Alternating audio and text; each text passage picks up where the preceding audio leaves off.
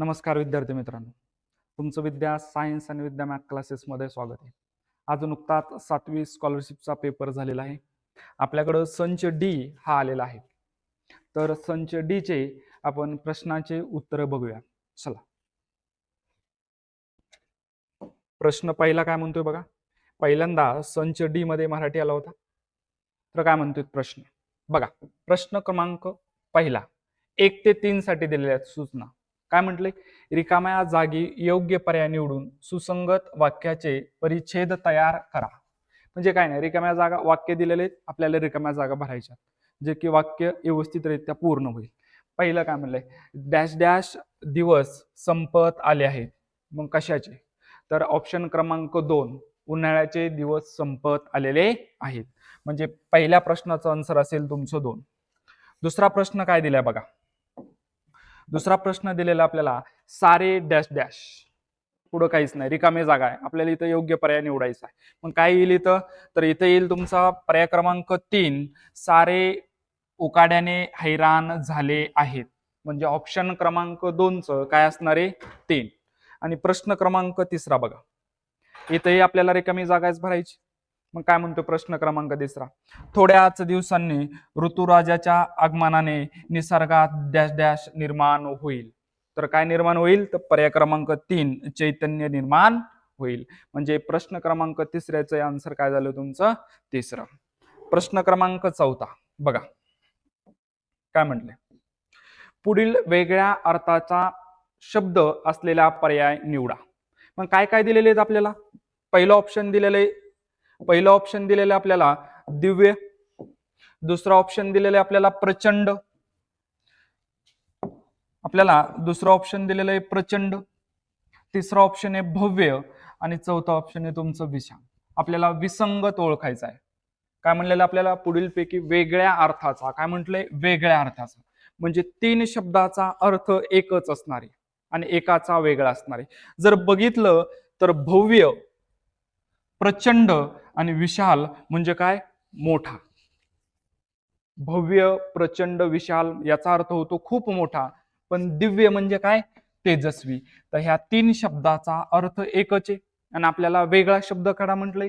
तर काय येणार तुमचं? चौथ्याचं आन्सर पर्याय क्रमांक 1 दिव्य. मग आता बघा प्रश्न क्रमांक 5. पुढीलपैकी शुद्ध शब्द ओळखा. मग शुद्ध शब्द कोणता आहे तुमचा? मृत्युंजय. मग इथं जर बघितलं तर कीटकला कोणती वेलांटी असते? दुसरी. दुसरं कौतुक, हा तो लवकर पहिला पाहिजे होता, इथं दिलेला आहे दुसरा, म्हणजे हे ऑप्शन नाहीये. मग तिसरं भीषण, तर भीषणला दुसरी वेलांटी पाहिजे, इथं दिलेली पहिले, म्हणजे हाही ऑप्शन नाही, हाही नाही. म्हणजे याचा अर्थ मृत्युंजय हा पर्याय क्रमांक 4 5व्याचा आन्सर असेल. Okay, next question number 6.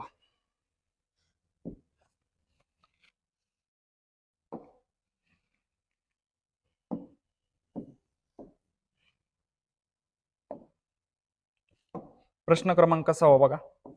काय म्हणलेले? साधा सोपा पेपर होता बाळांनो. बघा प्रश्न क्रमांक 6. इथं अलंकारिक शब्द दिलेले आणि काय म्हटलंय बघा आपल्याला. अलंकारिक शब्दामध्ये म्हटलेले अलंकारिक शब्द व त्याचा अर्थ यातील चुकीच्या अर्थाचा, हा प्रश्न याला अंडरलाईन करायला पाहिजे. चुकीच्या अर्थाचा पर्याय निवडायचा आपल्याला. म्हणजे 3 बरोबर असणार आहेत आणि एक कसा आहे तुमचा? चुकीचा आहे. मग बघा पहिला दिलेला आहे कोल्हेकुई. कोल्हेकुई म्हणजे काय? शूद्र लोकांची बडबड. म्हणजे हाही पर्याय बरोबर आहे. कोल्हेकुई या शब्दाचा अर्थ होतो अलंकारिक शूद्र लोकांची बडबड. ऑप्शन 2 काय दिलेलं आहे? खुशाल चेंडू. काय दिलेलं आहे? खुशाल चेंडू म्हणजे काय? चैनखोर मनुष्य. चैनखोर मनुष्य. ऑप्शन 3 पांढरा कावळा. अरे पांढरा कावळा कधी बघितलाय का रे बाबा तू? पांढरा कावळा असतोय का? तर पांढरा कावळा कधीच नसतोय. आणि इथं काय म्हटलंय? पांढरा कावळा म्हणजे अतिशय शांत वृत्तीचा. तर पांढरा कावळा म्हणजे अतिशय शांत वृत्तीचा होत नाही. तर पांढरा कावळा म्हणजे अस्तित्वात नसलेली गोष्ट किंवा अस्तित्वात नसलेली वस्तू म्हणजे पांढरा कावळा. कधी असतो का रे पांढरा कावळा? नाही. म्हणजे याचा प्रश्न क्रमांक 6चा आन्सर काय असेल तुमचं? 3. प्रश्न क्रमांक 7. दुधाक्रांत या शब्दाचा योग्य अर्थ ओळखा. आपल्याला माहित असणं गरजेचं आहे. क्षुधा म्हणजे भूक. क्षुधा म्हणजे काय? भूक. आणि आपल्याला म्हणतोय क्षुधाक्रांत या शब्दाचा योग्य अर्थ काय, तर क्षुधाक्रांत म्हणजे भुकेने व्याकुळ झालेला. क्षुधाक्रांत म्हणजे काय, भुकेने व्याकुळ झालेला. तर प्रश्न क्रमांक 7व्याचं आन्सर असेल तुमचं 2. ओके, नेक्स्ट बघा, 8वाय लगेच घेऊ. मग काय रे, 8वा काय म्हणले, अवसान गोळा होणे या वाक्य प्रचाराचा योग्य अर्थ ओळखा. अवसान गोळा होणे, अवसान म्हणजे काय, ताकद एकत्र येणे. गोळा होणे म्हणजे काय, एकत्र येणे. मग अवसान म्हणजे काय, ताकद. तर मग अवसान गोळा होणे या वाक्यप्रचाराचा योग्य अर्थ आपल्याला सांगायचा. तर आपल्याला दिलेले प्रश्न क्रमांक ऑप्शन क्रमांक 3 मध्ये शक्ती एकवटणे, म्हणजे या वाक्यप्रचाराचा अर्थ होईल शक्ती एकवटणे. तर प्रश्न क्रमांक 8व्याचा आन्सर असेल तुमचं 3. ओके, नेक्स्ट बघा, प्रश्न क्रमांक 9. प्रश्न क्रमांक 9 काय म्हटलंय आपल्याला इथं, डॅश डॅश पोट भरत नाही, अपूर्ण मन पूर्ण करा. एक मन दिलेली आणि ती मन आपल्याला पूर्ण करायची. डॅश डॅश पोट भरत नाही, अपुरे जेवून पोट भरत नाही, हे सगळे पण आपल्याला योग्य मन पूर्ण करायची. पाणी पिऊन पोट भरत नाही, कान करून, कानेचा आणि पोटाचा काय संबंध आहे, तर ऑप्शन क्रमांक 3 तर डायरेक्ट कटलं दादा. ऑप्शन क्रमांक काय, दात करून. तर एक म्हण आहे, जुन्या लोकात आपण ऐकतो की दात करून पोट भरत नाही, दात करून पोट भरत नाही. दात करून कधी पोट भरणार आहे का रे बाबा, खायला एका टाइमला 4-4 भाकरी लागणार आहेत तुला, आणि साधे दात करून तुझं पोट भरणार आहे होय रे. तर याचं काय आन्सर असेल तुमचं, दात करून पोट भरत नाही. तर प्रश्न क्रमांक 9चं आन्सर असेल तुमचं 4. ओके, नेक्स्ट 10वा क्वेश्चन, पुढील सजातीय स्वरांची जोडी ओळखा. काय म्हटलं आपल्याला, सजातीय. सजातीय म्हणजे काय, एकाच उच्चारातून निघणाऱ्या स्वरांना काय म्हटलं जातं, सजातीय स्वर. मग जर बघितलं तर ई हा पण सजाती, ई ई, अ आ हा पण सजाती, उ उ हा पण सजाती आहे. पण इथं एक विजाती आहे, ए ए, हा काय तुमचा सजाती आहे का, तर नाही, हा कोणी तुमचा विजाती आहे. कारण की ए कसा तयार होत असतो, तर अ प्लस ई म्हणून तुमचा कोण तयार होतो, ए. तर हे दोन्ही विजाती आहे. हे कसे दोन्ही विजाती, दोन स्वरापासून आलेला आहे, म्हणून याला काय म्हटलं जातं, विजातीय जोडी. म्हणून या प्रश्न क्रमांक 10चं आन्सर असेल तुमचं 3. नेक्स्ट बघा,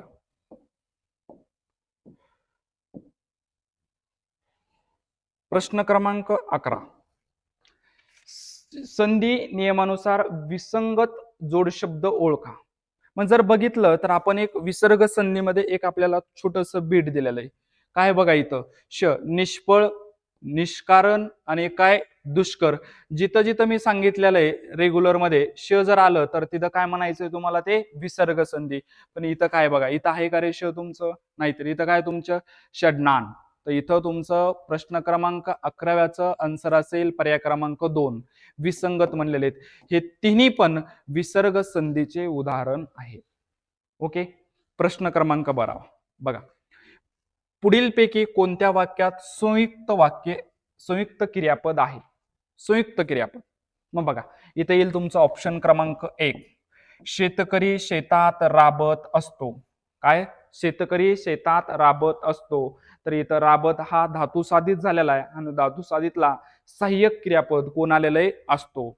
म्हणून हे पहिलं वाक्य कोण झालेलं आहे तुमचं, संयुक्त क्रियापद. म्हणजे ऑप्शन प्रश्न क्रमांक 12चं आन्सर काय असणार आहे तुमचं 1. ओके, प्रश्न क्रमांक 13 काय म्हटलं बघा, पाठ्यपुस्तकाखेरीज अवांतर पुस्तकांचे वाचन करावे. आणि इथं खेरीज या शब्दाला अंडरलाईन केलेलं आहे आणि आपल्याला विचारलेले आहे या वाक्यातील अधोरेखित शब्दाची जात ओळखा. तर इथं बघा, नाम किंवा सर्वनामाच्या नंतर किंवा त्यांना जोडून जो शब्द येत असतो तो कोण असतो, धातू साधित. तर इथं ऑप्शन क्रमांक 2 हा काय दिलेला आपल्याला, धातू साधित. तर प्रश्न क्रमांक 13चा आन्सर काय असणार आहे तुमचं 2. ओके, बघा प्रश्न क्रमांक 14,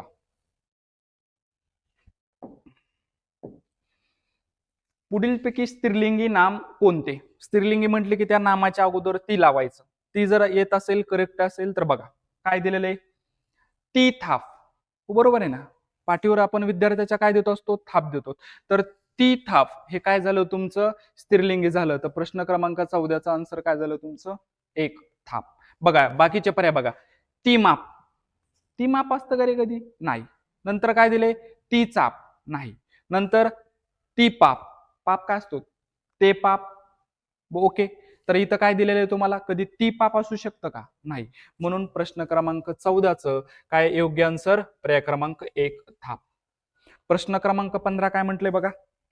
वाक्य प्रकारानुसार विसंगत नाम ओळखा. विसंगत नाम काय काय दिलेलं आहे? प्रार्थना, दुसरं दिलेलं आहे घटना, तिसरं दिलेलं आहे सामना आणि चौथं दिलेलं आहे भावना. मग आता काय? तर इथं बघा, इथं काय असतं? ती प्रार्थना, ती घटना आणि इथं काय? ती भावना. म्हणजे हे तिन्ही कोण दिलेले? स्त्रीलिंगी. मग आता हा येतो का बघा? तर ती सामना कधी असतो का? तर नाही. काय असतो? तो सामना हा पुल्लिंगी. म्हणजे ह्या चार पर्यायामध्ये सामना हा वेगळा आहे. म्हणून प्रश्न क्रमांक 15चा आन्सर काय असेल तुमचा? 3. ओके. प्रश्न क्रमांक 16 बघा. पुढील सप्तमी विभक्तीचे प्रत्यय ओळखा. आणि आपल्याला माहिती आहे सप्तमीचे स ला नाते हे कोणाचं झालं रे तुमचं? स ला नाते कोणाचं असतं? चतुर्थी आणि द्वितीयाचं, संपला विषय. ऊन ऊन पंचमीचं, चा ची चे हे किती आलं? षष्टीचं. आणि मग उरलं कोण तुमचं? त या. तर पर्याय क्रमांक 4 हे कोणाची विभक्ती आहे? तुमचे सप्तमीची विभक्ती आहे. ओके. हे सॉरी सप्तमीचे काय ते प्रत्यय आहे. ओके. नेक्स्ट बघा. प्रश्न क्रमांक 17. प्रश्न क्रमांक 17 मध्ये काय दिलेलं आहे? स्वातंत्र्य प्राप्तीसाठी क्रांतिकारांनी बलिदान दिले आहे. या वाक्यातील अधोरेखित शब्दाची विभक्ती आपल्याला ओळखा म्हटलंय. मग अधोरेखित शब्दाला विभक्ती काय लागलेले? काय लागलेली विभक्ती? नी. आणि आपल्याला माहिती आहे नी. आता इथं काय म्हटलंय? प्रथमा, तृतीया, चतुर्थी, द्वितीया. आत्ताच सांगितलंय, पाठीमागचाच क्वेश्चन आहे. चतुर्थी आणि द्वितीयाचे कोणते प्रत्यय? स ला ना ते. कोणते आहेत? स ला ना ते. तर हे दोन पर्याय इथं कटले. प्रथमाला तर प्रत्यय येत नसतो, म्हणजे ऑप्शन काय राहिलं तुमचं? तृतीय. म्हणजे पर्याय क्रमांक क्वेश्चन नंबर 17चं आन्सर काय असणार आहे तुमचं? 2. तर तृतीयचे प्रत्यय आपल्याला माहिती आहे ने, ही, शी. आणि हे ने, ही, शी हे प्रत्यय झालेत आणि नेचं अनेक वचनी काय होत असतं? नी. तर म्हणून हा नी तृतीयाचा काय आहे? तुमचा प्रत्यय आहे. ओके. Next question number 18. आम्ही सहलीला गेलो या वाक्याचा प्रयोग ओळखा. ओके. इथं 3 एक अकर्मक दिले, आणि एक सकर्मक दिले. मग आता अकर्मक आणि सकर्मक म्हणजे काय माहित असणं गरजेचं. वाक्यात कर्म असेल तर अकर्मक, वाक्यात कर्म नसेल तर कोण असणार आहे तुमचा? वाक्यात कर्म नसेल तर अकर्मक. मग बघा, आम्ही सहलीला गेलो, कर्म कसा ओळखायचा? गेलोला काय प्रश्न विचारायचा? काय गेलो? काय गेलो? काय आन्सर भेटायला का आपल्याला? नाही. याचा अर्थ इथं कर्म आहे का? नाही. म्हणजे हे वाक्य अकर्मच असणार आहे. मग इथं अकर्म नाही, ऑप्शन नंबर कटला पहिला. इथं सकर्मक हे पण नसणार आहे, कारण की वाक्यात कर्म आहे का? नाही. दुसराही कटला. तिसरा काय म्हटलंय? अकर्मक कर्तरी आणि अकर्मक भावे. आता हे 2 पैकी राहिले. पण आपल्याला माहिती आहे भावे प्रयोग म्हणजे काय? कर्त्याला कर्माला काय असतात? प्रत्यय असतात. इथं बघा बरे कर्मच नाही, म्हणून हा पण पर्याय कॅन्सल झाला. म्हणजे काय उरला तुमचा? पर्याय क्रमांक 3. तर प्रश्न क्रमांक 18चं आन्सर काय असणार आहे तुमचं? तिसरं. नंतर क्वेश्चन नंबर 19. पुढीलपैकी कोणत्या वाक्यात अर्धविराम वापरावे लागते? आणि आपल्याला माहिती आहे अर्धविराम कधी वापरावं लागतं. अर्धविरामचं कसं असतं? ह्या पद्धतीचं. 2 वाक्ये ज्यावेळेस उभयनाव्याने अव्ययांनी जोडले जातात त्यावेळेस कोणतं विरामचिन्ह वापरावं लागतं तुम्हाला? तर हे अर्धविरामचिन्ह वापरावं लागतं. मग इथं बघा प्रश्न क्रमांक 3 असणार आहे याचा आन्सर. कारण की बघा 2 वाक्य आहेत आणि ते कशानं जोडायचे आपल्याला? उभयनाव्य कशानं? अर्धविरामानं. मग काय दिले तिसरं मध्ये? खूप धावपळ केली, हे एक वाक्य झालं. परंतु गाडी चुकलीच. खूप पळालो पण गाडी चुकलीच, हे एक वाक्य. हे 2 वाक्य. हे 2 वाक्य उभयनाव्याने ज्यावेळेस 2 वाक्य जोडायचे असतात त्यावेळेस कोण यूज करायचं असतं? अर्धविराम चिन्ह हे तुम्हाला यूज करायचं असतं. म्हणून प्रश्न क्रमांक 19चं आन्सर काय असणार आहे तुमचं? 3. ओके. नंतर प्रश्न 20. जो आवडतो सर्वांना तोची आवडे देवाला. जो आवडतो सर्वांना तोची आवडे देवाला या वाक्याचा वाक्यप्रकार ओळखा. काय काय दिलेलं आहे? केवल, आज्ञार्थी. आज्ञार्थी आहे का रे? आज्ञा दिले का? नाही. संपलं. साधं वाक्य दिलेलं आहे का? केवळ वाक्य तर नाहीये साधं. मग आता संयुक्त राहिलं मिश्र वाक्य. मग ज्यावेळेस याचं प्रश्न क्रमांक 20 चा आन्सर असणार आहे तुमचं 4 मिश्र वाक्य. का? कारण की दोन एक प्रधान वाक्य आणि एक गौण वाक्य जर जो तो या दोन उभयनाव्यांनी जोडलेले असेल तर त्याला काय म्हटलं जातं? मिश्र वाक्य. काय सांगतोय? एक प्रधान वाक्य आणि एक गौण वाक्य जर जो तो या उभयनाव्यांनी जोडलं म्हणून हे कोणतं वाक्य असणार आहे तुमचं? मिश्र. तर प्रश्न क्रमांक 20 चं आन्सर काय असणार आहे तुमचं? 4. ओके, नेक्स्ट क्वेश्चन बघा. प्रश्न क्रमांक 21 काय म्हणतो बघा. सगळे सोयरे स्वयंपाकघरात सगळे सोयरे स्वयंपाकघरात विराजमान झाले आहेत. म्हणजे आलेले आहेत ते घरात. म्हणजे क्रिया तर काय झालेली? पूर्ण झालेली. मग इथं बघा ऑप्शन काय दिलेत? साधा तर नसणार आहे, पूर्ण झाले. अपूर्ण तर नसणारच आहे, कारण क्रिया पूर्ण झाली. पाहुणे घरात येऊन बसलेत, आलेत घरात ते. दुसरं काय? रीती म्हणजे चालू आहे का? पाहुणे घरात काय यायला लागलेत का रे बाबा? नाही, घरात येऊन बसलेत म्हणलेत. याचा अर्थ ही पूर्ण वर्तमान काळ आहे. म्हणून प्रश्न क्रमांक 21 चं आन्सर काय असेल तुमचं? 2. आता प्रश्न क्रमांक 22. चिंतामण त्रिंबक खानोलकर यांचे टोपण नाव काय आहे? तर यांचे टोपण नाव आहे आरती प्रभू. यांचं काय आहे? आरती प्रभू हे टोपण नाव आहे. मग नेक्स्ट क्वेश्चन नंबर 23. आता एक प्रश्न क्रमांक 23 ते 25 साठी 3 प्रश्न दिलेले आहेत. याच्यामध्ये तुम्हाला एक कविता दिलेली आहे आणि त्या कवितावर तुम्हाला 3 प्रश्न विचारलेले. तर त्याच्या डायरेक्ट आन्सर सांगतो. दिनबंधू कोणास म्हटले आहे? तर इथं आन्सर येईल तुमचं मजुराला म्हटले आहेत कवीनं दिनबंधू कोणाला म्हटलेले आहेत? मजुराला. प्रश्न क्रमांक 24 चा आन्सर.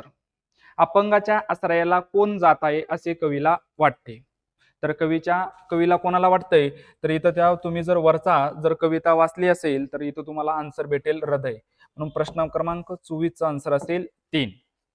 प्रश्न क्रमांक 25. गरीब या शब्दाचा समानार्थी शब्द कवितेत कोणता आला आहे? गरीब म्हणजे आपल्याला माहिती दिन. तर प्रश्न क्रमांक 25 चा आन्सर काय आहे? 1.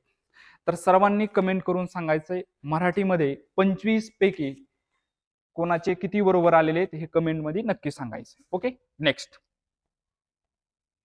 आता गणिताचं सेक्शन चालू होणार आहे. बघा, पहिला प्रश्न साधे उत्तर सांगत डायरेक्ट उत्तर सांगतो, एक्सप्लेन करत बसत नाही. बघा काय म्हटलंय? पुढीलपैकी पायथागोरसचे त्रिकूट नसणारा पर्याय कोणता ते निवडा. त्रिकूट म्हणजे काय? मोठ्या संख्येचा वर्ग हा उरलेल्या 2 संख्येच्या वर्गा इतका यायला पाहिजे. तो ऑप्शन क्रमांक 1 मध्ये पण येते. 70चा वर्ग जर बघितलं तर 4900 आला आणि ह्या दोघांच्या वर्गाची जर बेरीज केली तर 4900 येते. पण आपल्याला इथं काय म्हणलंय? नसणारा पर्याय निवडा. हा प्रश्न व्यवस्थित रीड करायचा. नसणारा म्हटलेला आहे. नंतर 26चा वर्ग बघा आणि या दोघाचा वर्ग बघा, तुमचं ऍडिशन येऊन जाईल. जर 26चा वर्ग बघितला आपण तर 676 आहे. ह्या दोघांच्या वर्गाची बेरीज केली तर किती येणार आहे तुमची? 676. म्हणजे मोठ्या संख्येचा वर्ग ची बेरीज कोणा इतकी यायला पाहिजे? उरलेल्या 2 संख्या येते. 24चा वर्ग किती तुमचा? 576 आणि हा 10चा किती तुमचा? 100. तर दोघांची बेरीज करा, किती आली? 676 आली का नाही? सेम. तर हे काय झालं तुमचं? पायथागोरसचं त्रिकूट झालेलं आहे. नेक्स्ट. मग इथं बघा 40चा वर्ग किती? मोठ्या संख्येचा वर्ग किती आला तुमचा? 1600 आणि उरलेल्या 2 संख्येचा 36चा आणि 15चा बघा, ह्या 2 संख्येचा वर्ग हा 1600 येत नाही. म्हणून याचं ऑप्शन क्रमांक प्रश्न क्रमांक 26 आन्सर असणार आहे तुमचं 2. Okay, next. बघा 26 साधे प्रश्न आहेत. खूप सोपा पेपर होता. कोणाला किती मार्क पडले ते कमेंट मध्ये नक्कीच सांगा मला. बघा काय म्हटलंय? 30 सेमी लांबी व सेमी रुंदी असणाऱ्या एका आयताची जेवढी परिमिती आहे तेवढीच परिमिती असणाऱ्या चौरसाचे क्षेत्रफळ काढा. जर चौरसाचे क्षेत्रफळ काढायचं तर काय फॉर्म्युला आपल्याकडे? बाजूचा वर्ग. मग आपल्याला चौरसाची बाजू माहिती असणं गरजेचं आहे. बाजू कधी काढता येईल? परिमिती माहिती असल्यानंतर. मग आता काय म्हटलंय? 30 सेमी लांब व 20 सेमी रुंद असणाऱ्या एका आयताची जेवढी परिमिती आहे तेवढीच परिमिती कोणाची? चौरसाची. आयताची परिमिती काढा. काय फॉर्म्युला आहे? 2 in bracket L + B. 2 in bracket लांबी किती आहे? 30, रुंदी किती आहे? 20. काय आलं? 2 गुणिले दोघांची बेरीज किती आली? 50. 50 गुणिले 2 किती आलं तुमचं 100. तर आयताची परिमिती 100 आली म्हणल्यावर चौरसाची परिमिती पण किती असणार आहे 100च असणार आहे. आपल्याला चौरसाची परिमिती इज इक्वल टू फॉर्म्युला माहिती आहे. परिमिती इज इक्वल टू काय फॉर्म्युला आहे 4 इंटू बाजू, परिमिती किती 100. हा 4 मल्टिप्लिकेशनचा कुठं आला डिव्हिजन मध्ये, 4 1 4, 4 2 8, 2 उरले 4 5 20. तर बाजू किती आली तुमची इकडं, बाजू किती आलेली 25. मग आता चौरसाचे क्षेत्रफळ काढा. तर बाजू माहीत झाली किती 25. तर 25 चा वर्ग किती रे बाबा 625. बघा हा एक ऑप्शन यस. काय तुमचं 1. तर प्रश्न क्रमांक 27 चा आन्सर काय असणार आहे तुमचं 1. आता खूप महत्वाचा प्रश्न, किती जणांचा आलाय मला सांगायचा कमेंट मध्ये. प्रश्न क्रमांक 28. प्रश्न क्रमांक किती आहे तुमचा हा 28. प्रश्न क्रमांक 28 बघा काय म्हटलेलं आहे आपल्याला. सोबतच्या आकृतीत चौरस पी क्यू आर एस चे क्षेत्रफळ दिलेले 900 चौसेमी. तर चौरस पी क्यू आर एस च्या बाजूच्या मध्यबिंदूंना जोडून तयार होणाऱ्या चौरस एबीसीडी चे क्षेत्रफळ काढा. म्हणजे ह्या एबीसीडी चे आपल्याला क्षेत्रफळ काढायचं. आणि एक हिंट तुम्हाला माहित असेल, असा प्रश्न आला तर एकदम सोपं आहे दादा. जर एखाद्या चौरसाच्या मध्यबिंदूपासून, चौरसाच्या काय म्हटलेलं बघा, एका चौरसाच्या साईडच्या मध्यबिंदूपासून जर एखादा चौकोन किंवा चौरस जर तयार झालेला असेल तर त्या चौरसाचे क्षेत्रफळ हे हाफ असतो कोणाच्या, ह्या पी क्यू आर एस ह्या चौरसाच्या. मग काय आलं तुमचं, ह्या पी क्यू आर एस चं क्षेत्रफळ किती दिलेलं आपल्याला 900. तर काय आलं 900चा अर्ध किती झालं रे तुमचं 450. तर ह्या एबीसीडी ह्या चौरसाचे क्षेत्रफळ किती असणार आहे तुमचं 450. ओके, नेहमी ध्यानात ठेवायचं, जर एखाद्या चौरसाच्या साईडच्या मध्यबिंदूपासून जर एखादा नवीन चौरस तयार झाला आणि त्या चौरसाचे आपल्याला जर क्षेत्रफळ काढायचं असेल तर त्याचे क्षेत्रफळ ह्या मोठ्या चौरसाच्या क्षेत्रफळाच्या कसं असतं नेहमी अर्धा असतं, हाफ असतं. म्हणून आहे का बघा रे 450 पर्याय आहे 450, ऑप्शन क्रमांक 3. ओके, नंतर काय म्हणलं बघा, एका चौकोनी चित्तीला 6 पृष्ठे 8 शिरोबिंदू आहेत तर त्यांच्या कडांची संख्या किती. तर किती आन्सर याचं 1. काय आन्सर याचं 1 12. तर आपल्याला माहिती आहे ऑयलरचे सूत्र, काय सूत्र आहे त्यांचं बघा, F plus V is equal to E plus 2. F म्हणजे काय असतं रे तुमचं, बरोबर, एफ म्हणजे फेस असतं, बरोबर आहे, म्हणजेच याला मराठीत म्हणलं जातं पृष्ठे. आणि याला व्ही म्हणजे वर्टेक्स म्हणजे शिरोबिंदू आणि ई म्हणजे काय असते कडा. तर बघा एफ किती दिलेले आहे तुम्हाला, एफ म्हणजे पृष्ठे किती दिलेले आहेत 6, शिरोबिंदू किती दिलेले आहेत 8. बघा लक्ष द्या, is equal to plus E plus 2, sorry is equal to इथं इज इक्वल टू. आपल्याला ई काढायचे, कडा काढायच्या. तर या दोघांची बेरीज 8 आणि 6 14 is equal to E plus 2. आणि हा 2 इकडे येऊन काय झाला तुमचा मायनस. तर काय आलं तुमचं 12 मधून 2 सॉरी 14 मधून 2 गेले, किती उरले 12. तर किती कडा असणार आहेत 12. तर 29चा आन्सर काय आलं तुमचं 1. ओके, 30 गटात न बसणारा पर्याय निवडा. काय सोपा प्रश्न, एक काय दिलेला आहे घन, दुसरा दिलाय इष्टिका चित्ती, तिसरा दिलाय त्रिकोणी चित्ती, आणि ते काय आहेत पहिला, तिसरा आणि चौथा हे कोणते आहेत 3D आहेत, 3 डायमेन्शन आहेत. हे कोणकोणते घन, इष्टिका चित्ती आणि त्रिकोण चित्ती. पण चौरस असतो का तुमचा 3D मध्ये, तर नाही. म्हणून ऑप्शन प्रश्न क्रमांक 30 चं आन्सर काय असणार आहे तुमचं 1. Okay, next.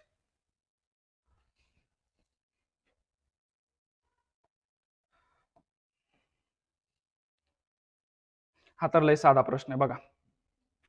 ह्या दोन आपल्याला अँगल ए विचारलाय, तर ह्या दोन अँगलची ऍडिशन किती असते रे बाबा 180 असते. ह्या दोन अँगलची ऍडिशन 180 करा. 3x minus 20 plus X plus 20 is equal to 180. का असते 180, कारण की अँगल इन लिनियर पेअर. ह्या दोन अँगलची ऍडिशन 180. हा प्लस हा मायनस कॅन्सल आला, 3x प्लस एक्स काय झालं 4x इज इक्वल टू 180. तर काय झाला x is equal to 180 upon किती आला 4. 4 1 4, 4 चौक 16, उरले 2, 4 25. तर x इज इक्वल टू किती आला 45. मग x जागी 45 ठेवा. मग इथं जर 45 ठेवला तर हा अँगल किती आला तुमचा 65. तर हा 65 असतील तर हा पण किती असणार आहे 65. रिझन काय, corresponding angle, corresponding angle are congruent. बघा 65 आहे का, तर आहे, पर्याय क्रमांक 3 असणार आहे. तर 31चा आन्सर किती असणार आहे 3.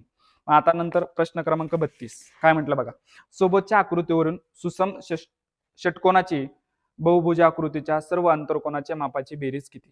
तर आपल्याला माहिती आहे कसं काढायचं. फॉर्म्युला काय रे आपल्याला ज्यावेळेस असा येईल तर काय फॉर्म्युला आपल्याकडे n-2 इंटू काय करायचं 180. किती बाजूचा षटकोन येऊ द्या, किती साईडची आकृती येऊ द्या. एकदम सोपा प्रश्न. काय आलं तुमचं, किती साईड आहेत? n म्हणजे साईड 1 2 3 4 5 6 ठेवा. 6-2 इंटू काय आला 180. 6 मधून 2 गेले किती उरले 4 गुणिले 180. 18 चौक 72 आणि हा शून्याला शून्य किती 720 आहे का पर्याय क्रमांक 4. म्हणजे किती आलं तुमचं 7 आन्सर.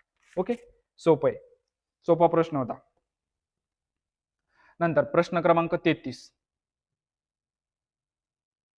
प्रश्न क्रमांक 33 बघा काय म्हणले.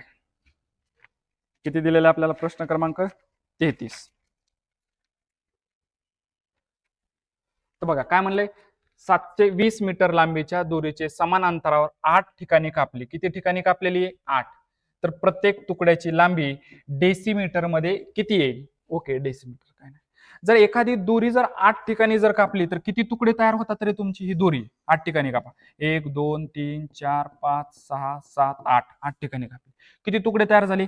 हा 1 2 3 4 5 6 7 8 9 किती तुकडे तयार झाले 9. म्हणजे किती समान भागात होईल मग ती कितीने डिवाइड करावं लागेल 9. कारण 9 भाग तयार झाले. 9-8 72 आणि हा शून्याला शून्य म्हणजे किती आलं रे तुमचं. एका तुकड्याचं अंतर एका किती असणार आहे हे 80 मीटर. पण आपल्याला आन्सर कशामध्ये कन्वर्ट करायचंय तर डेसिमीटर मध्ये. आपल्याला माहिती आहे 1 मीटर म्हणजे किती डेसिमीटर असतं रे 10 डेसिमीटर असतं. किती असतं 10 डेसिमीटर. मग आता विचारलंय 80 मीटर म्हणजे किती. तर 80 मीटर म्हणजे किती. तर या 80 ला कितीने मल्टिप्लाय करावं लागेल 10. तर किती आलं 800 डेसिमीटर. हा एक ऑप्शन बघा तर आहे. पर्याय क्रमांक किती आलं 3. तर 33 आन्सर काय असणार आहे तुमचं 3. प्रश्न क्रमांक 34 बघा काय म्हणले. 8.1/8 किमीचं मीटर मध्ये करायचंय. आता मला सांगा हे 8 किलोमीटर म्हणजे किती झालं रे 8000 मीटर. माहितीये एका किलोमीटर मध्ये किती असतं 1000 मीटर बरोबर. आणि इथं 1/8 ला आपण कितीने मल्टिप्लाय करू किलोमीटर म्हटल्याच्या नंतर 1000. मग काय आलं 8-1-8 8-1-8 2 उरले 8-2 16 4 उरले 8-45 हे 125 मीटर. मग 8000 प्लस 125 किती आलं 8125 मीटर. आहे का रे पर्याय. येस, ऑप्शन क्रमांक किती आहे 4. ओके, सोपे. आता प्रश्न क्रमांक 35. एका चौरसाचे क्षेत्रफळ किती दिलेले 729. तर त्या चौरसाची परिमिती काढा. तर चौरसाची परिमिती काढण्यासाठी कोण माहित पाहिजे बाजू. तर बाजू काढा. तर आपल्याला माहिती आहे चौरसाचे क्षेत्रफळ काय फॉर्म्युला आहे बाजूचा स्क्वेअर. ओके, चौरसाचे क्षेत्रफळ 729. इथं काय आला बाजूचा स्क्वेअर. स्क्वेअर काढून टाकायचं काय लिहिणार taking square root on both side. तर हा 729 कोणाचा वर्ग आहे तुमचा 27चा बरोबर. तर बाजू किती आली 27 बरोबर. बाजूचा आता परिमिती काढायची. तर परिमिती काय फॉर्म्युला आहे तुमचा चौरसाची परिमिती इज इक्वल टू फॉर्म्युला आहे 4 इंटू बाजू. तर काय आलं तुमचं 4 इंटू 27 किती आलं बघा 7 चौक 28 हातचे आले 2 4 2 8 2 10 किती आलं 108. आहे का पर्याय. येस, पर्याय क्रमांक 2. तर किती आन्सर असणार आहे 35चं किती आलं तुमचं 2. नेक्स्ट 36. आता याचे आन्सर सांगतो पटापटा. सॉल्व्ह करायला भरपूर वेळ जाईल आपला. डायरेक्ट आन्सर सांगतो बघा कसं काढायचं हे सांगतो. एका वर्तुळाकार बागेचा व्यास 700 मीटर असून या बागेभोवती 5 पदरी काटेरी तारेचे कुंपण करायचे आहे आणि तारेचा दर किती दिलेला आहे तुम्हाला प्रति मीटर 60 रुपये असेल तर कुंपणासाठी एकूण किती खर्च येईल असा प्रश्न विचारला. तर पहिल्यांदा याचा काय करा एक वर्तुळाकार आहे असं. तर एक फेरी मारण्यासाठी किती तार लागणार. मग एक फेरी काढण्यासाठी म्हणजे काय काढायचं त्याचा सरकमफरन्स म्हणजेच परिघ. परिघ वर्तुळाचा परिघ इज इक्वल टू काय फॉर्म्युला आहे 2πr बरोबर. 2 इंटू पायची व्हॅल्यू किती 22/7 गुणिले आर माहित असणं गरजेचं. आपल्याला काय दिलंय व्यास म्हणजे इथून इथपर्यंतच किती आहे 700. तर रेडियस काय असणार आहे ह्या व्यासाच्या हाफ असते म्हणजे किती आली 350. ठेवा 350 350 शून्य आता बघा 7-5 35 इथे किती आले 50 22 2 44 गुणिले किती आलं 50. मग करा किती आला रे यांचा एरिया पाऊणचोक 20 ह्याच्याले 2 पाऊणचोक 20 आणि 2 22 आणि हा 0. म्हणजे जर आपल्याला एक फेरा मारायचा असेल तर किती लागणार आहे मला सांगा तार 2200. तर असे किती मारायचे आहेत 5. तर याला कितीने मल्टिप्लाय करता 5 ने करा मल्टिप्लाय. ओके, काय आलं 0 0 5 2 10. चला 1 5 2 10 आणि 1 11. किती आलं 11. म्हणजे टोटल 5 राऊंड मारायचे म्हटल्याच्या नंतर किती दुरी लागणार आहे आपल्याला 11,000 मीटर. पण एका मीटरला खर्च किती येतोय 60. तर मग आता 11,000 मीटरला तर कितीनं मल्टिप्लाय करायचं 60 न. तसं बघा 11 सक 66 बरोबर. किंवा असं सांगतो तुम्हाला, शून्याने कोणत्याही संख्येला मल्टिप्लाय केलं तर आन्सर काय येतो तुमचं 0 प्लस काय आलं 0 0 0 6 1 6 6 1 6. तर किती आलं तुमचं 0 0 0 0 6 6. आहे का रे पर्याय 6,60,000 आहे का. एकक दशक शतक हजार 10,000 लाख 6,60,000 रुपये काय येणार खर्च. म्हणजे 36चा आन्सर काय आलं तुमचं 1. आता प्रश्न क्रमांक 37. 88 सेमी लांब असलेल्या एका तारेपासून एक चौरस तयार केला आणि दुसऱ्या 88 सेमी लांब असलेल्या तारेपासून एक वर्तुळ बनवला. तर वर्तुळ आणि चौरस यांच्या क्षेत्रफळामधील फरक किती आपल्याला सांगायचं. तर तो फरक किती येतो तुमचा 132. सोपा प्रश्न आहे. ओके, काय नाही आपल्याला फरक काढायचा तर काढा. 88 सेमी असलेल्यापासून एक चौरस बनवलाय बरोबर. चौरस तर प्रत्येकाची चौरसाची माहिती आहे, सर्व साईड इक्वल असतात. ही 22 आली, ही 22 आली, ही 22 आली, ही किती आली तुमची 22 बरोबर. प्रत्येक साईड बाजू म्हणल्यावर याचं क्षेत्रफळ किती झालं चौरसाचं. तर चौरसाचे क्षेत्रफळ इज इक्वल टू फॉर्म्युला काय साईडचा स्क्वेअर. 22चा स्क्वेअर किती आला 484. आणि नंतर काय म्हणलंय 88 सेमी लांबी असलेल्या तारेपासून एक वर्तुळाकार बनवले तर वर्तुळ आणि चौरस यांच्या क्षेत्रफळामधील फरक सांगा. तर हे सेम त्याच पद्धतीने काढायचं. इथं तुम्हाला काय दिलेलं आहे एक वर्तुळ बनवलाय तर त्याचा परिघ काढा. तर याचा आन्सर येईल तुमचं प्रश्न क्रमांक 37चा आन्सर येईल तुमचं 2. ओके, आता बघा प्रश्न क्रमांक 38 काय दिलाय. सारखेच प्रश्न आहेत बघा. 60 मीटर लांबी व 40 मीटर रुंदी असलेल्या आयताकृती बागेच्या बाहेरील बाजूला लागून 3.1/2 मीटर रुंदीचा रस्ता तयार केला तर त्या रस्त्याचे क्षेत्रफळ किती चौरस मीटर येईल. तर याचा ऑप्शन आहे तुमचा पर्याय क्रमांक 4.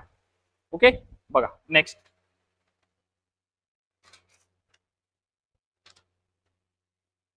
सोपे प्रश्न आहे द्या.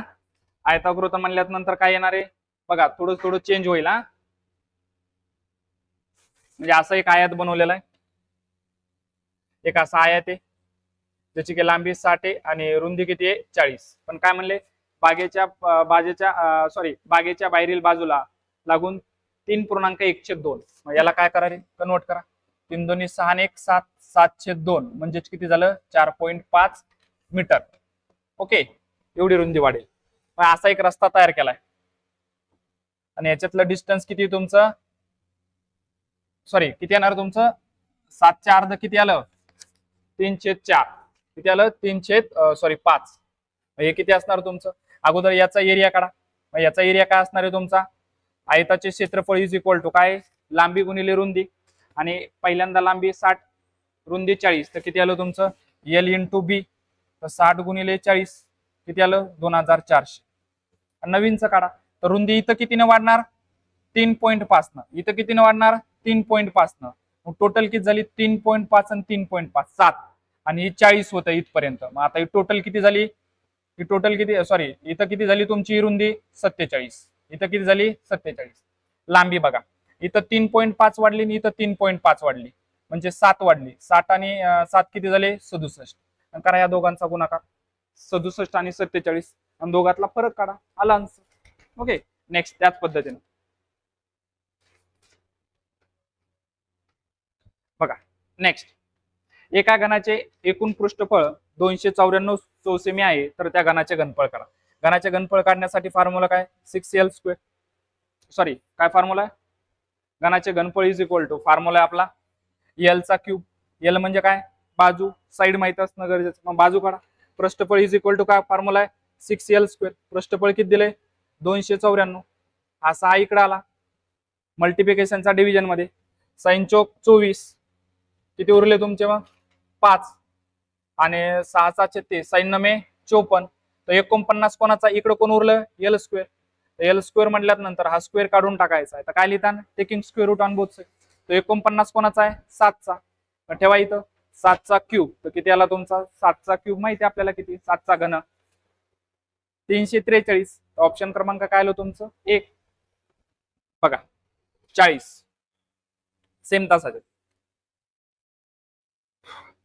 250 मीटर लांब 150 मीटर रुंद व 2 मीटर खोल खड्ड्यातील माती काय म्हटलंय खड्ड्यातील माती 7.5 किमी लांब व 20 मीटर रुंद वर पसरली तर किती मीटर लांब जाडीचा थर तयार होईल. तर जे बाहेर काढालो त्याच्या घनफळाला कोणाच्या जे आपण माती खड्ड्यातून बाहेर काढालो त्याचं घनफळ काढा, त्याच्या घनफळाला कुणी डिवाइड करा, ह्या मातीच्या ह्या जे थर रचणारे त्याच्या घनफळाला काय करा डिवाइड करा. आन्सर काय येईल तुमचं 3. आन्सर किती येईल तुमचं 3 0.5 मीटर. आता इथं बघा किमी मध्ये दिलेलं आहे आणि इथं सगळे युनिट कशात दिलेले आहेत मीटर मध्ये, तर याला मीटर मध्ये कन्वर्ट करून घ्या. आन्सर तुमचं येऊन जाईल. ओके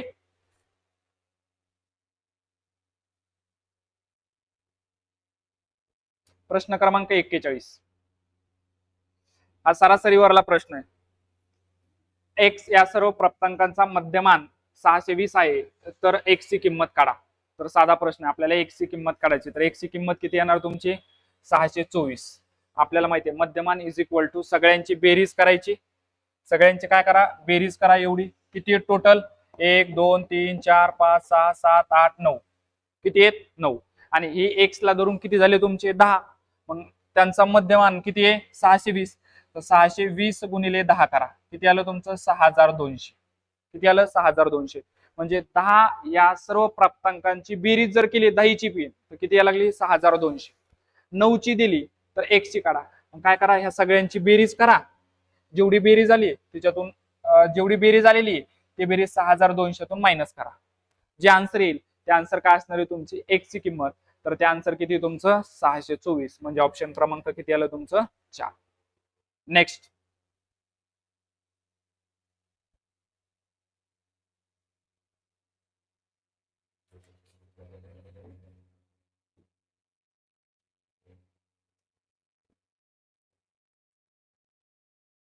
काय सोपा प्रश्न होता बघा, ग्राफ वर दिलेला आपल्याला याच्यावरला प्रश्न दिलेला आहे. काय म्हणलंय असं लाईन वाला फुल झाडे लावलेली आणि जो ब्लँक व्हाईट वाला आहे तिथे फळ झाडे लावलेली बरोबर. तर पहिल्यांदा बघा 8वीने किती लावलेले आहेत रे, 8वीनं टोटल बघा फळ झाडे किती लावलेले आहेत, एकदा 70 एकदा 75 आणि एकदा काय लावलेले आहेत 80. ओके आता याच्यावर आपल्याला काही प्रश्न दिलेला 8वी 9वी 10वीतील सर्व विद्यार्थ्यांनी एकूण किती फळझाडे लावली बरोबर. 8वीच्या किती लावलेत रे,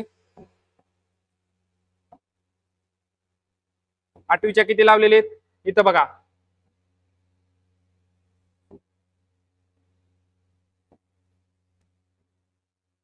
एक मिनिट हा बाळांनो. 8वीच्या किती लावलेले आहेत 70, इथं लिहितो 70. 9वीच्या फळझाडे किती लावलेली आहेत बघा 75 आणि 10वीच्या किती लावलेली आहेत 90. तर यांची जर बेरीज केली तर किती आली तुमची 225. म्हणजे ऑप्शन क्रमांक किती आला 3. ओके मग आता नंतर हे माहित झालं. आता नेक्स्ट प्रश्न काय म्हणतोय बघा याच्यावरच आपल्याला ग्राफवरच सर्व विद्यार्थ्यांनी लावलेल्या एकूण फुलझाडाचे एकूण फळझाडाशी गुणोत्तर कोणाचं, कोणाकोणाचं फुलझाड आणि फळझाड यांचं गुणोत्तर काढायचं. तर फुलझाड कुठं असलं पाहिजे वरती, त्यांचं गुणोत्तर घ्यायचं. पहिल्यांदा फुलझाड गुणोत्तर घ्यायचं कोणाचं फुलझाड प्लस फुलझाड आणि फळझाड, फळझाड यांचं गुणोत्तर घ्यायचं. तर बघा 8वीच्या विद्यार्थ्यांनी काय म्हटलेलं आपल्याला फुलझाड किती लावलेले आहेत 80, इथं दिलेले 85, 80 प्लस 85 आणि 10वीच्या विद्यार्थ्यांनी किती लावलेले आहेत 90. आणि आपल्याला माहिती आहे फळझाड 8वी 9वी 10वीच्या विद्यार्थ्यांनी पाठीमागच्याच क्वेश्चनला बघितलं किती लावलेले टोटल मिळून 225. यांची बेरीज करा किती आली बघा 80 85 90. 5 ला 5 8 आणि 8 16, 16 9 25 तर किती आलं 255 भागिले काय आलं 225. तर बघा यांचा रेशो काढायचा आपल्याला गुणोत्तर. दोन्ही संख्येला 5 नव्हतं 5 5 5 5 25 5 एक 5, पाऊण चौक 20, 2 उरले, 5 5 25, काय आलं 51/45. अजून भाग जातोय का? जातोय. कितीने जातोय? 3 ने. परत द्या. 3 एक 3, 2 उरले, 3 7 21, 3 एक 3, 1 उरला, 3 5 15, म्हणजे काय आलं 17/15, म्हणजे 17/15. आहे का वगैरे आन्सर? 17-15 कुठे आहे का? तर हे इथं दिलेलं आहे 17 आणि 15. तर काय असणार ऑप्शन क्रमांक 2. नंतर एकदम सोपे प्रश्न बघा, काय म्हटले? 1/20, 20% काढायचे म्हटले खाली खाली काय करायचं? 100 इज इक्वल टू, परत म्हटलंय 8 परत काय म्हटलंय बघा,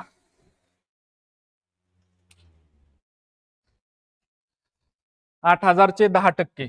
मग 10% काढून टाकायचं म्हटल्यावर किती घ्यावं लागणार आपल्याला? 100. बघा, हा शून्य कटला, हा शून्य कटला, हा शून्य कटला, हा शून्य कटला, हा शून्य कटला, हा शून्य कटला. एक कोण कोण रिमेनिंग राहिलं?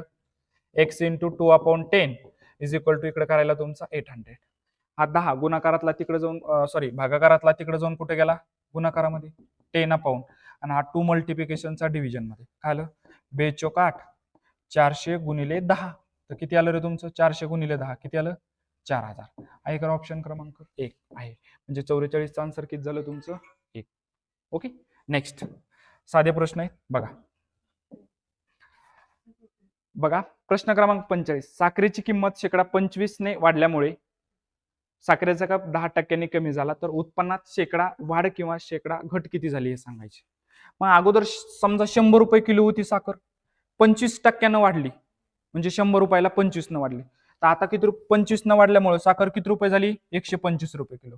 पण आता काय म्हणले? शेकडा 10 रुपयानं कमी झाली, म्हणजे 100ला 10 कमी. मग आता 125 वर 10 कमी म्हटल्याच्या नंतर 10% कमी झाले, टक्के म्हटल्याच्या नंतर खाली किती घ्यायचं? 100. मग काय आलं तुमचं? 25 5 125, 25 चोक 100, बरोबर. आणि काय आलं? 10 गुणिले 5 50, 50/4, 4 एक 4, 1 उरला, 4 2 8, 2 उरले, भाग जात नाही म्हणून 0 घेतला, पॉईंट, 4 5 20. म्हणजे एवढ्यानं खप काय झाला? परत कमी झाला. पण आता वाढल्यामुळं साखरेचा भाव किती होता? 125. मग आता 12.5 न कमी झाला, 12.5, म्हणजे याच्यातून 12.5 मायनस करा, किती आलं तुमचं? 112.5. तरी पण एवढा भाव राहिला ना. पण स्टार्टिंगला साखर किती रुपये किलो होती? 100.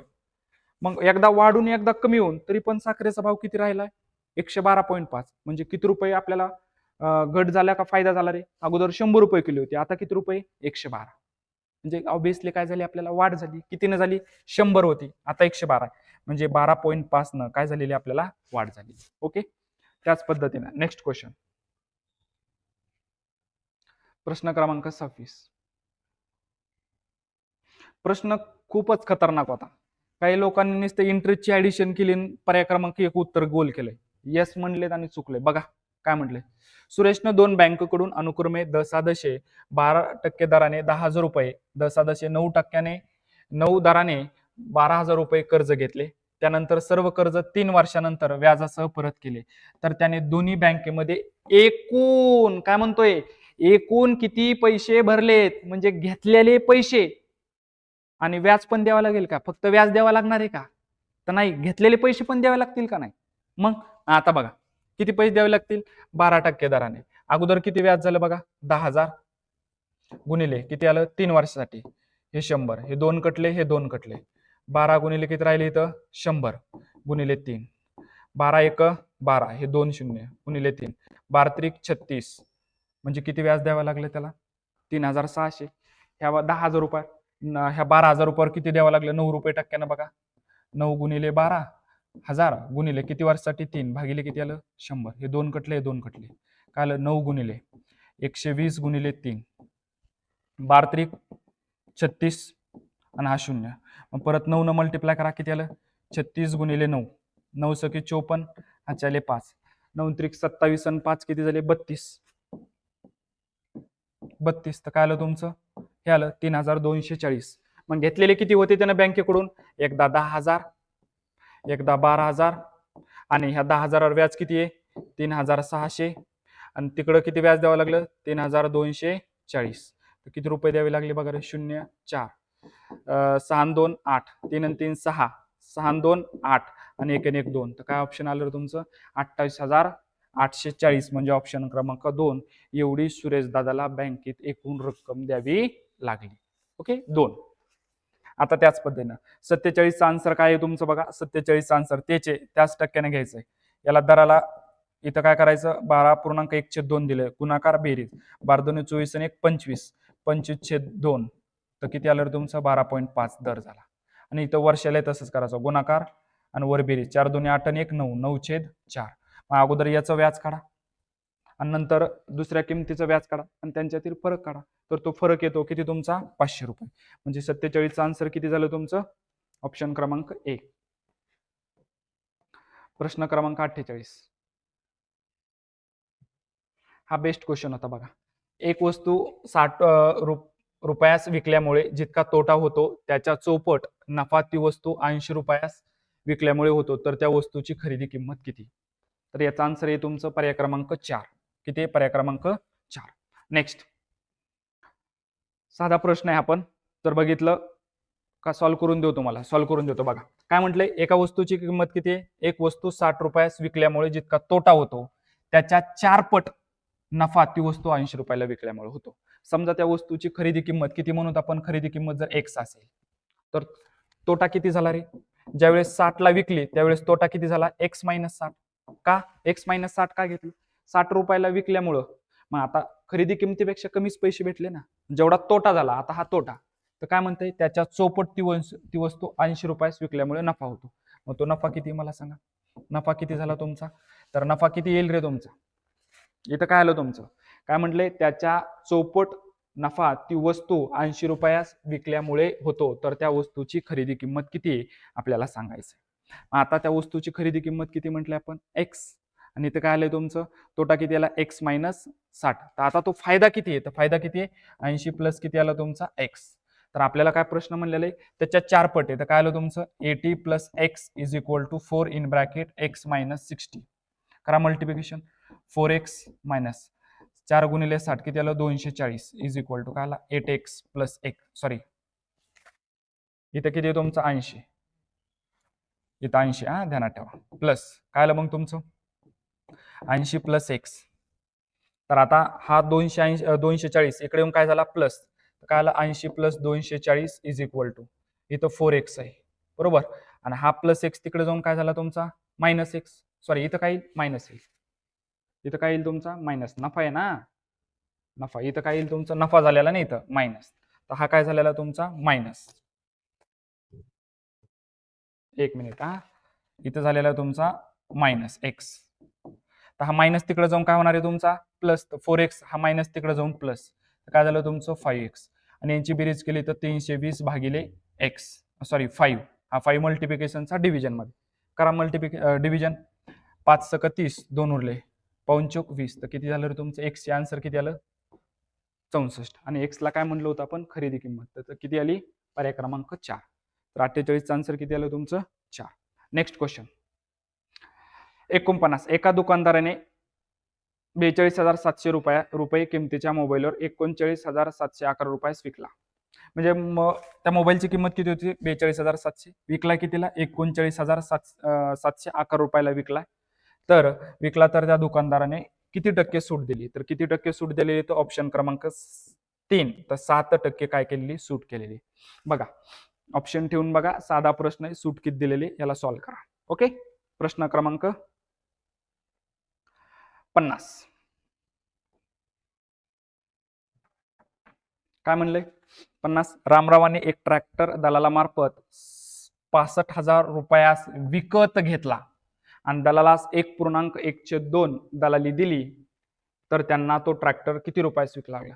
मग एखाद्या दलालाकडून जर घेतलं तर आपल्याला त्यांनी ती वस्तू घेऊन दिली म्हणून आपल्याला त्याला काही दलाली द्यावी लागते पण त्या दलालाचा रेट किती दिलेला आहे 1.1/2 तर याला कन्वर्ट करा बे एक बे आणि 1 3 तर 3/2 म्हणजेच किती झालं तुमचं 1.5% दलाली द्यावी लागणार. म्हणजे ऑब्विसली तर 65,000ला त्याला ती ट्रॅक्टरची किंमत आहे पण त्याला ते पडलं कितीला तर दलालाला पैसे द्यावे लागलेत ना. म्हणजे ऑब्विसली 65,000पेक्षा जास्तच पैसे द्यावे लागले असतील. एकक दशक शतक हजार 10,000 लाख सॉरी 65,000 नाही 6,50,000 50,000. काय म्हणतोय? 6,50,000पेक्षा जास्तच पैसे द्यावे लागतील. म्हणजे इथं ऑप्शन क्रमांक बघा बघितलं तर याचं करेक्ट आन्सर येतो तुमचं 6,59,750. ऑप्शन क्रमांक 1 हे 50चं काय राहील तुमचं आन्सर. Next question 51. काय म्हटलंय बघा, 51 मध्ये काय म्हटलेलं आहे बघा आपल्याला, साधा प्रश्न आहे. जर x इज इक्वल टू 37 आणि y इज इक्वल टू 27 तर एक्स वायची किती? तर एक्स वाय मध्ये कोणतं साईन आहे? मल्टिप्लिकेशन. बघा 37 एक्सच्या जागी 37 ठेवा, वायच्या जागी 27 ठेवा, गुणाकार करा. तर त्याचा ऑप्शन क्रमांक किती आन्सर येईल? 2. तर 51चं आन्सर किती झालं तुमचं? पर्याय क्रमांक 2.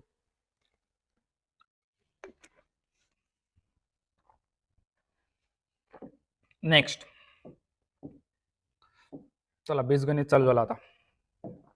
बघा पर्याय क्रमांक 52 काय दिले? पहिल्या ब्रॅकेटमध्ये x प्लस 7 आणि सेकंड ब्रॅकेटमध्ये x मायनस 7. इथं एक्सपान्शन लगेच समजतं आपल्याला. एका ब्रॅकेटमध्ये a प्लस बी आहे, सेकंड ब्रॅकेटमध्ये a मायनस बी आहे. तर एक्सपान्शन काय? a square minus B square. बघा a म्हणजे काय असते? पहिली टर्म. b म्हणजे कोण असते? दुसरी टर्म. तर a चा स्क्वेअर म्हणजे काय झाला? x चा स्क्वेअर. b म्हणजे 7. तर 7 चा स्क्वेअर किती झाला? 49. आहे का ऑप्शन? येस. ऑप्शन क्रमांक किती आलं? 4. सोपं आहे. नेक्स्ट तर काय म्हटलंय बघा आपल्याला इथं, प्रश्न क्रमांक 53 मध्ये X square minus 4x plus 4y is equal to किती? तर बघायचं याला सॉल्व्ह करून बघा. पहिलाच ब्रॅकेट सॉल्व्ह जर केला आपण, यांचं जर मल्टिप्लिकेशन केलं, काय म्हटलं? x minus 2y, second bracket x minus 2y, यांचं मल्टिप्लिकेशन. पहिल्या ब्रॅकेट मधल्या पहिल्या टर्म न मल्टिप्लाय करा सेकंड ब्रॅकेटच्या सर्व टर्मला, नंतर दुसऱ्या टर्म न मल्टिप्लाय करा दुसऱ्या ब्रॅकेटला. जर आन्सर हेच आलं तर ऑप्शन तुमचं करेक्ट आहे पहिलं. तर बघा काय आलं? x into x x square, 2y into x तर काय आलं? 2xy minus 2xy into x तर काय आलं? मायनस 2xy, मायनस गुणिले मायनस काय आला? प्लस. तर काय आलं तुमचं? 2 इंटू 2 4 आणि y इंटू वाय काय आला? Y square. मायनस मायनस काय झाला? प्लस. एक्स स्क्वेअर मायनस काय आलं तुमचं? 4xy प्लस काय आलं? 4y चा स्क्वेअर. म्हणजे ऑप्शन क्रमांक काय असणार तुमचा? 1. ओके. आता प्रश्न क्रमांक 54 बघा, 6x मायनस 5y चा स्क्वेअर या द्विपदीचा वर्ग विस्तार करा. तर काय रे? काय दिलेले? a मायनस बी चा square is equal to a square minus 2ab plus B square. साधा आन्सर आहे. तर a म्हणजे काय असते? पहिली टर्म. b म्हणजे काय असते? दुसरी टर्म. ओके. तर काय आलं तुमचं? इथं येईल तुमचं ऑप्शन क्रमांक 3. तर 54चं काय आलं तुमचं? पर्याय क्रमांक 3. साधे प्रश्न आहेत. आता इथं जे एक्सपान्शन यूज केले तेच आहेत. 55 मध्ये काय दिले बघा? तेच एक्सपान्शन दिलेलं आहे. ए प्लस बी ब्रॅकेटचा स्क्वेअर आणि इथं काय दिलंय? ए मायनस बी ब्रॅकेटचा स्क्वेअर. याचे एक्सपान्शन करा आणि बेरीज करा. काय आन्सर येईल तुमचं? पर्याय क्रमांक 4. काय आन्सर येईल तुमचं? पर्याय क्रमांक 4. नेक्स्ट सोपं आहे दादा. सोपा पेपर होता, खतरनाक सोपा होता. बघा प्रश्न क्रमांक 56 काय म्हणले? आता याला स्क्वेअर फॉर्म मध्ये करावं लागेल आपल्याला. इथं काय म्हणलंय? ह्या 9a ला काय लिहू शकतो रे मी? 3a चा स्क्वेअर लिहू शकतो मायनस याला काय लिहू शकतो मी? 1/4 कोणाचा वर्ग आहे? सॉरी 1/16 कोणाचा? 4. आणि इथं b चा स्क्वेअर आहे म्हणून याला पण काय लिहू शकतो मी? b square. म्हणजे काय एक्सपान्शन आलं तुमचं? इथं काय आलं? इथं एक्सपान्शन यूज झालेलं आहे तुमचं पहिल्या संख्येचा स्क्वेअर मायनस दुसऱ्या संख्येचा स्क्वेअर. म्हणजे a square minus B square is equal to एका ब्रॅकेटमध्ये a प्लस बी, सेकंड ब्रॅकेटमध्ये a मायनस बी. ठेवा a म्हणजे कोण झाले? 3a आणि b म्हणजे कोण झाले तुमचं? 1/4b. तर काय तुमचं ऑप्शन क्रमांक 2 येईल. तर 56चं किती झालं? 2. बघा 57 चिल्लर प्रश्न 26चा प्रश्न आलाय. 26चा किती झालेला आहे? 26चा. बघा हा ची किंमत काढायची. 5 भागाकारात इकडे जाऊन कुठं गेला? गुणाकारामध्ये. 4x plus 10 is equal to 6 पंच काय आलं? 5 इंटू 6 तर काय आला? 4x plus 10 is equal to 6 पंचे 30. हा 10 तिकडे जाऊन मायनस झाला. किती आलं? 20. इकडे आला 4x. तर x इज इक्वल टू किती झाला? 20/4. 4 पंचे 20. तर x इज इक्वल टू किती झालं तुमचं? 5. आहे का ऑप्शन? ऑप्शन क्रमांक किती आलं? 4. नेक्स्ट नंतर काय म्हणलंय? एका संख्येच्या तिपटीत त्या संख्येची दुप्पट मिळवली तर बेरीज 85 तर ती संख्या कोणती? मग एक संख्या सपोज x करू तर याची तिप्पट किती झाली? 3x आणि याची दुप्पट किती झाली? 2x. दोघांची बेरीज केली तर किती भेटतंय 85. तर ती संख्या कोणती? आपण त्या संख्याला काय सपोज केलेलं आहे x. 3x plus 5 sorry 3x plus 2 किती झालं तुमचं 5x इज इक्वल टू 85. तर x इज इक्वल टू काय आला 85/5. तर 5 एक 5 3 उरले 5 7 35. तर ऑप्शन क्रमांक किती आलं तुमचं 2. 58चं आन्सर किती आलं तुमचं 2. बघा 1 पासून 100 पर्यंतचा सर्व विषम संख्यांची बेरीज किती.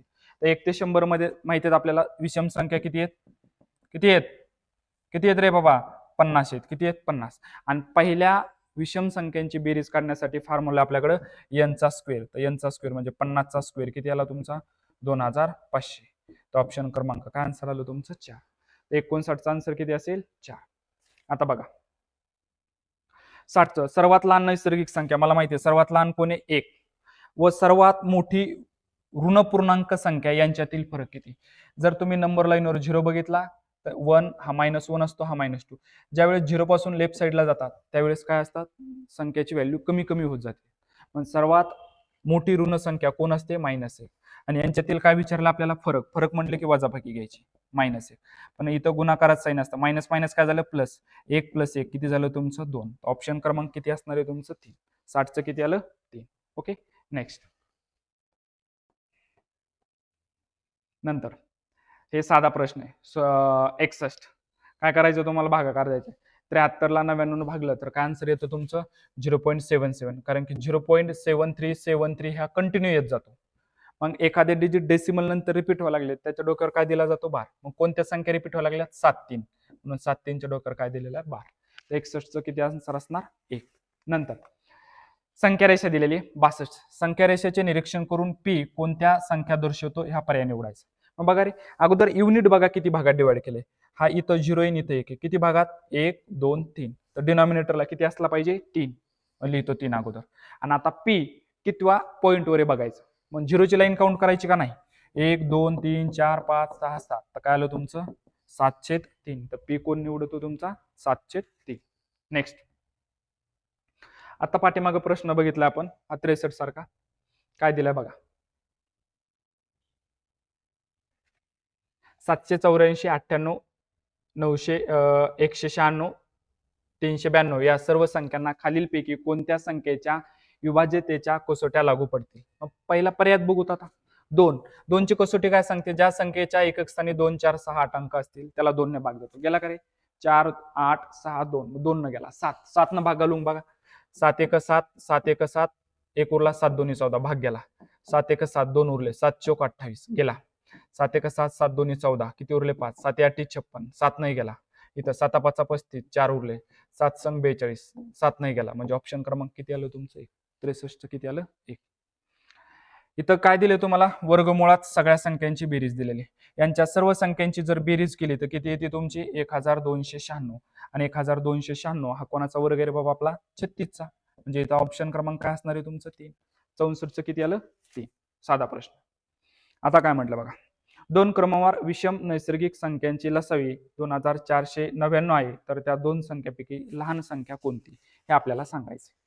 ओके आता लक्ष द्या 2 क्रमवार विषम संख्या 2 क्रमवार विषम संख्याचा सामायिक विभाजक कोण असतो 1. किती असतो 1.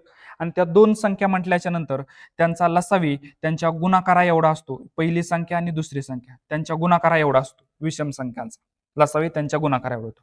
मग इथं काय दिलंय आपल्याला गुणाकार 2499. मग आपल्याला माहिती आहे 50चा वर्ग किती रे 2500. हा कोणाचा वर्ग आहे 50चा. मग याच्या अलीकडे एक संख्या विषम संख्या कोणती याच्या अलीकडे 49 आणि एक कोण आहे तुमची 51. बघा ह्या दोन संख्याचा गुणाकार येतो का येतोय. किती येतोय तो तुमचा 2499. पण आपल्याला प्रश्न काय विचारलाय लहान संख्या. लहान संख्या कोण आहे तुमची 49. ऑप्शन क्रमांक किती आलं तुमचं 2. ओके 65चं आन्सर किती झालं तुमचं 2. बघा नेक्स्ट 66 प्रश्न.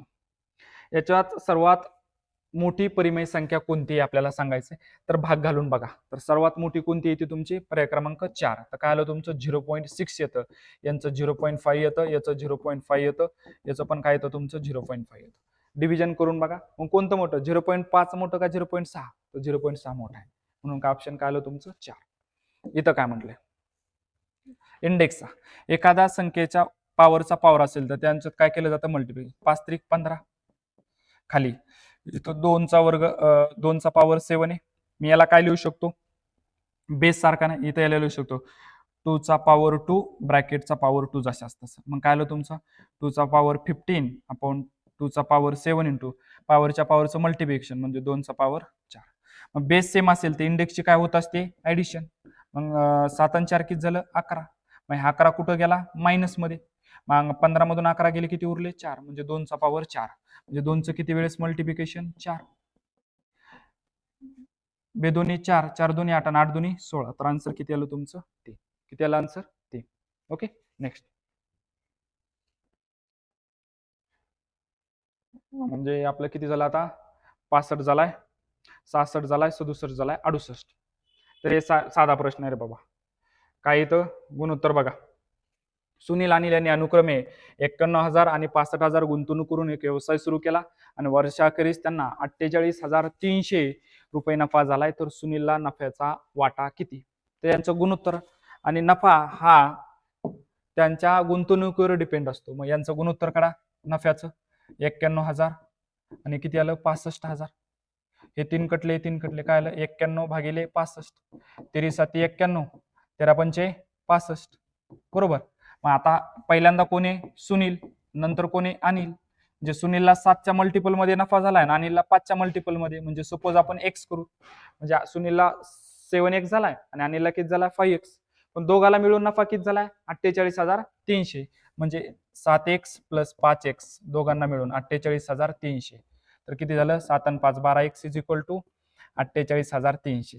तर x इज इक्वल टू 48,300 भागिले किती आलं तुमचं 12.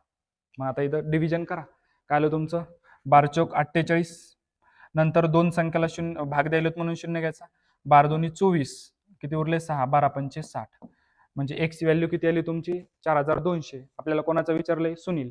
मग सुनीलला किती झालेलं आपण म्हणलंय प्रॉफिट 7x.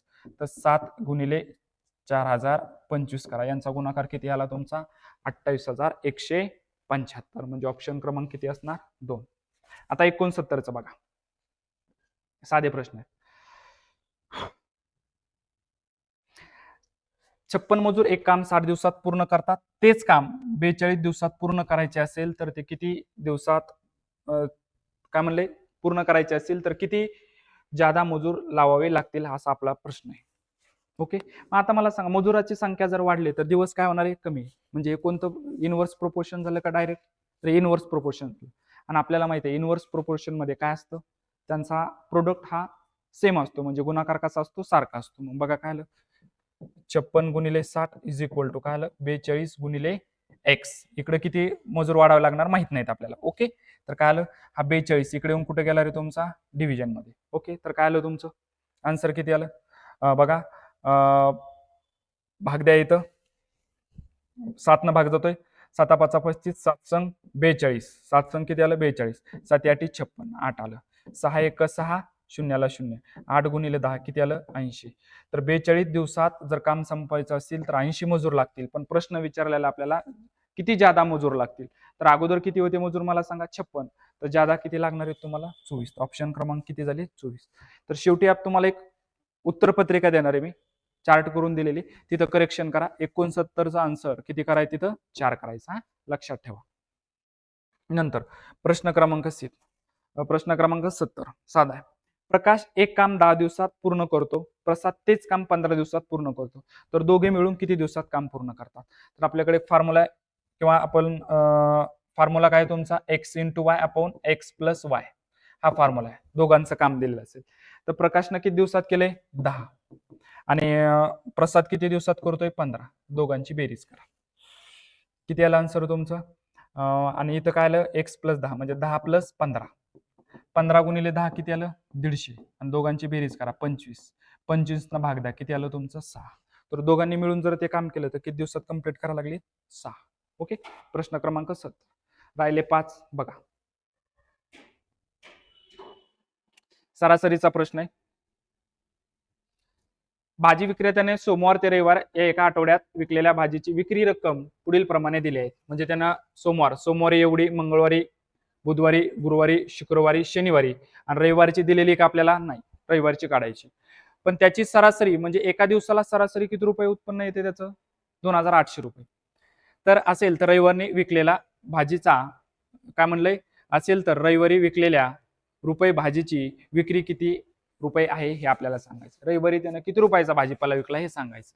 2800 म्हणजे 7 दिवसाचं, म्हणजे एका दिवसाला 28, 7 दिवसाला किती? 0, 7 गुणिले 0, 7 8 56 ला 6, 5 5, 7 2 14 5 19, म्हणजे 7 दिवसात किती झालं? 19,600. मग या सर्वांची बेरीज करा. या सर्वांची काय करा? बेरीज करा. आणि जेवढी बेरीज आली ती याच्यातून मायनस करा. जे आन्सर येईल ते तुमचा एक्स ची आन्सर असणार आहे. आणि ते आन्सर किती असणार आहे तुमचं? 2300, 2300, म्हणजे पर्याय क्रमांक 3. आता बघा प्रश्न क्रमांक 71 काय म्हणलंय? अँगल पी 75 दिलाय, तर पी च्या कोटी कोणाच्या पूरक कोणाचे माप किती? मग कोटी कोण म्हणलंय, तर कोटी कोण म्हणजे काय? दोन अँगलची बेरीज किती असणं गरजेची? 90. मग एक 55 आहे, तो दुसरा किती असणार तुमचा? 35. बरोबर, ह्या दोघांची बेरीज 90 झाली. म्हणजे पी चा कोटी कोण किती आलाय? 35. मग याचा पूरक कोण काढायचा आहे. मग पूरक कोण म्हणजे काय? त्या दोन कोणाच्या मापाची बेरीज किती यायला पाहिजे तुमची? 180. मग किती? एक 35 आहे, तर दुसरा किती असावा लागणार? 145. तर या दोघांची बेरीज किती लागली? 180. म्हणजे ऑप्शन क्रमांक किती असणार तुमचं? 2. तर इथं 72चं आन्सर किती आलं? 2. आता बघा 73.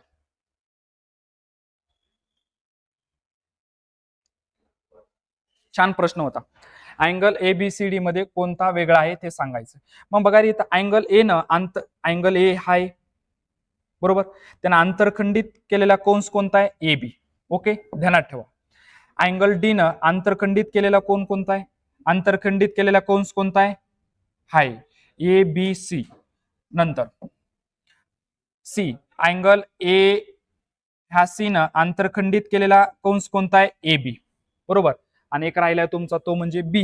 तर बी न कोणता केलाय बघा? अँगल बी न आंतरखंडित केलेला कंस कोणता आहे तुमचा? AB. म्हणजे इथं अँगल ए ने पण AB केलाय, अँगल बी ने पण AB केलाय आणि अँगल सी ने पण AB केलाय. पण अँगल डी ने कोणता केलाय? ABC. म्हणजे हा वेगळा आहे. म्हणजे आन्सर काय असणार तुमचं? ऑप्शन क्रमांक डी. तर तुमचं 73चा आन्सर किती असेल? 4. ओके. आता प्रश्न क्रमांक 74.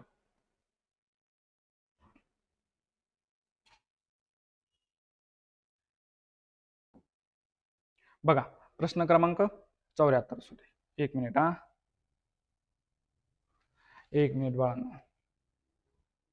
बघा, पुढीलपैकी असत्य विधान, असत्य म्हणजे काय रे? चुकीचं विधान सांगायचं. असत्य म्हणजे काय? चूक. तो चूक सांगायचं. बघा, त्रिकोणाचे कोनदुभाजक एक संपाती नसतात. कोनदुभाजक एक संपाती नसतात. अरे असतात की. कोनदुभाजक म्हणजे काय? बघा बरं ट्रायंगलचा. हा इथून कोनदुभाजक झाला, हा इकडून कोनदुभाजक झाला, हा इकडून. ते एकाच ठिकाणी इंटरसेक्ट झालेत का नाहीत? मग एक संपाती असतात. मग पहिलंच ऑप्शन तुमचं काय? असत्य. म्हणजे ऑप्शन क्रमांक किती असणार आहे? बाकीची बघायची पण गरज नाही. लास्ट प्रश्न, प्रश्न क्रमांक 75. बघा 75 मध्ये काय म्हटलंय? सोबतच्या आकृतीत निरीक्षण करून PQR ची परिमिती काढा. तर दिलेला कोणता? Right angle triangle. परिमिती काढायची ते तिन्ही साईडची बेरीज करा. मग एक साईड माहित नाही, इथं कोणता येईल तुमचा? Pythagoras theorem. पायथागोरस थेरम काला 21 चा वर्ग किती आला तुमचा?